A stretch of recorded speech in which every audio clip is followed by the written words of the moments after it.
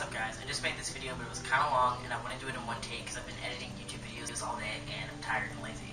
So this is going to be a video about traveling while trans. That's probably what I'm going to name it. So for those of you who don't know, I went to school in Washington DC and I live and was born and raised in Southern California, so I fly back and forth a lot. And today is January 17th, 2015. I started testosterone on January 15th, 2014, so a year and 2 days ago, and I have been flying back and forth ever since in the middle of my transition and also bringing my medication. So as far as passing in the airport goes, I tend to pass in the airport more than I do anywhere else. Now I pass pretty regularly in public, but before I was passing that much in public, I passed in the airport almost 100%, pretty much until I gave someone my ID. I don't know why that is. I have never had a problem with either binding or packing while flying until the last two times that I flew. I flew out of DC on December 12th, and then there was some type of issue with the body scanner that when they put you through, you put your hands above your head and the thing goes around. It triggered like an upper body anomaly when they scanned me as a male, and a lower body one when they scanned me as a female, and then so they just they took me to this separate other, they patted me down, and then they decided that wasn't thorough enough pat down, so then they took me to this other little room. Then all these guys had to come bring all my stuff because I couldn't touch any of it, and then they had to pat me down and wand me or something and swab my hands and all this extra stuff. But that's the only time that's ever happened the entire time that I've been flying.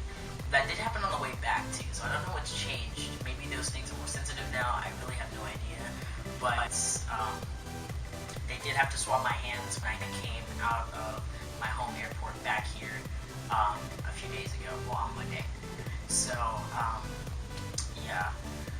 As far as taking your medication with you, what I do is I have a bag. Here, let me show it to you. This is my shop bag. It is a lunchbox from Target that is Star Wars, the Clone Wars. And I keep all of my Band-Aids and alcohol swabs in the bottom part right here. And then I keep all of my needles and syringes and my vials in here.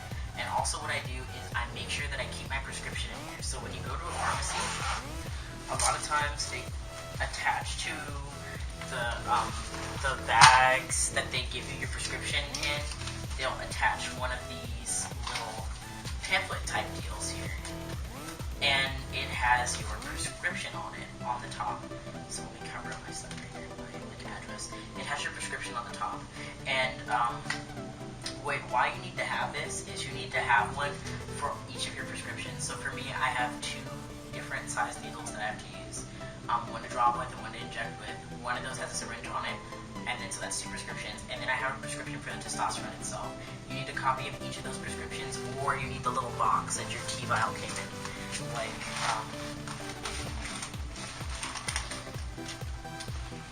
I don't know where my little box is in the bottom of here. I think, well, I don't know where it is, but I think I just threw it out because I have to get a new one. You need to have a copy of each of your prescriptions when you're flying. I've never had a problem where they've asked me to remove that bag from my carry-on. I do carry this on, and I do make sure all of my prescription and all of that paperwork is inside that bag. Like I said, they never asked me to remove it, but you do need to have a copy of each of your prescriptions so that they know that those are yours. And this is where it helps to have prescriptions that match your documentation. So for me, I meant to mention this earlier too. I've been flying this entire time while I've undergone a medical transition. I haven't had top surgery yet. I haven't had bottom surgery. I'm just packing and binding, and I haven't had any of my documents changed. So all my documents use my birth name, which happens to be gender neutral, but my gender marker still says female. So it's helpful to have the name on your prescriptions match the name on your ID. That way, when they check your ID at security and they check the prescription, they know that you're the person that medication is for. But like I said, they've never asked me to remove it in all the places that I've flown to. So I don't think it's very likely that they will. It's just always helpful. It's better, so my mom always tells me this, it's better to have it and not need it than to need it and not have it. So make sure you keep a copy of each of those little prescription information things in there with your stuff if you're going to fly with it. As for other forms of transportation or for traveling, stuff like that, I have not traveled internationally since well, first off, I've only been flying since I started my medical transition, and I haven't left the country since. So I'm not sure how that works on international flights, but as far as domestic flights go within the United States, I've really never had a problem, other than, excuse me, other than those 2 instances of being like lightly searched, which were completely random, and they've never asked me to remove my medication from my bag or show them or give any explanation or anything like that.